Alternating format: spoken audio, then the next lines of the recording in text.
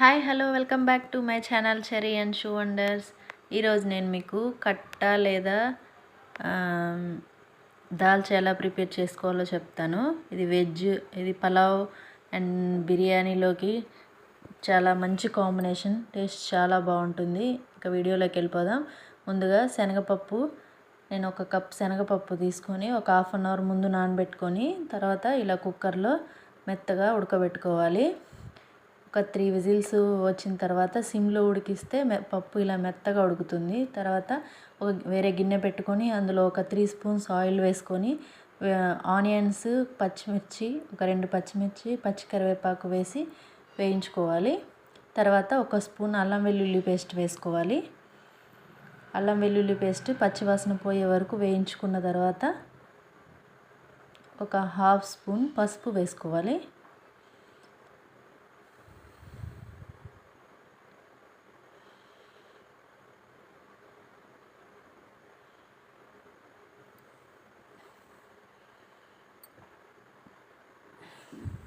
తర్వాత ముందుగా కట్ చేసి పెట్టుకున్నటువంటి ఒక టమోటా, అలాగే ఒక 3 వంకాయలు కట్ చేసి వేసుకోవాలి. సన్నగా పొడవుగా కట్ చేసుకొని వేసుకోవాలి. అలాగే అందులో ఒక స్పూన్ కారం,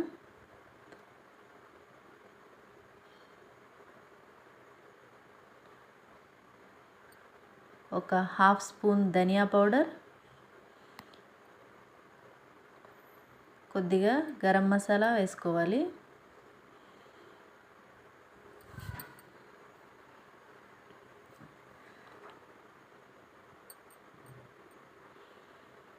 వేసుకున్న తర్వాత ఒక 5 మినిట్స్ పాటు కొద్దిగా మసాలాలు మగ్గే వరకు వెయిట్ చేయండి. తర్వాత ముందుగా మనం చింతపండు, ఒక చిన్న సైజు నిమ్మకాయ అంత చింతపండు నానబెట్టుకోవాలి. ఆ చింతపండు రసం ఇందులో వేసుకొని దానికి సరిపడా వాటర్ వేసుకుంటున్నాను. మీరు చింతపండు రసం ముందుగా కాస్త వేసుకొని తర్వాత పప్పు వేసిన తర్వాత మిగతా చింతపండు రసం వేసుకోండి. ముందుగా ఎక్కువ చింతపండు వేసేసుకున్నారంటే పులుపు ఎక్కువైతే మళ్ళీ రుచి అంతగా బాగోదు.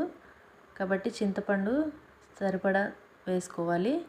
అలాగే కొద్దిగా పుదీనా వేసుకోవాలి. పుదీనా వేసుకుంటే మంచి ఫ్లేవర్ ఉంటుంది, టేస్ట్ కూడా చాలా బాగుంటుంది.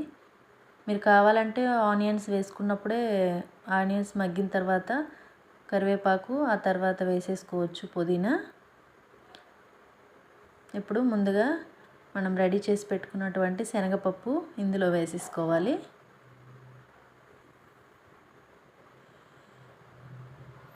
ఇది చాలా ఈజీగా ప్రిపేర్ చేసుకోవచ్చండి. అలాగే పులావ్ లేదా బిర్యానీ లేదా బగారా రైస్ ఎందులోకైనా సూపర్ కాంబినేషను, టేస్ట్ చాలా బాగుంటుంది నాన్ వెజ్తో పాటు తినడానికి. ఎప్పుడు సాంబార్ కాకుండా ఒకసారి ఇలా కొత్తగా ట్రై చేయండి. అలాగే కొంచెం చివరిగా కొత్తిమీర వేసేసుకుంటే కంప్లీట్ అయిపోతుంది. మీకు ఇప్పుడు మంచి స్మెల్ వస్తుంది. ఇది మరిగేటప్పుడు మంచిగా స్మెల్ వస్తుంది. అప్పుడు మీకు అర్థమైపోతుంది రెడీ అయిపోయిందని. కాసేపు ఇలా మరిగిన తర్వాత సైడ్స్ కాస్త ఆయిల్ సపరేట్ అవుతూ కనిపిస్తుంది. అప్పుడు స్టవ్ ఆఫ్ చేసేసుకోవచ్చు. ఇది చాలా ఈజీగా ప్రిపేర్ చేసుకోవచ్చు. ఎవరైనా ఇంట్లో చాలా ఫాస్ట్గా చేసుకోవచ్చు. ఇంటికి ఎవరైనా గెస్ట్లు వచ్చినప్పుడు అలాంటప్పుడు ట్రై చేయండి.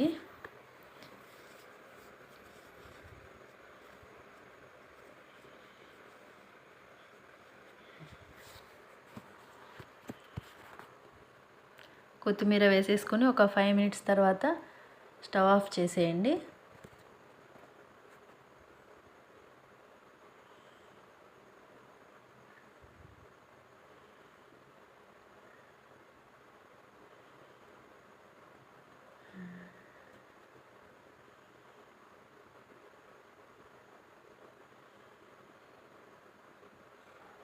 ఇది వేడిగా ఉన్నప్పుడు కంటే చల్లారిన తర్వాత టేస్ట్ బాగా తెలుస్తుంది.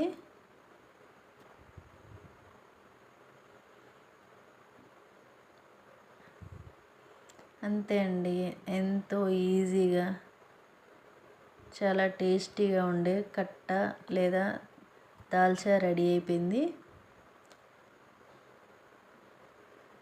చూసారు కదా,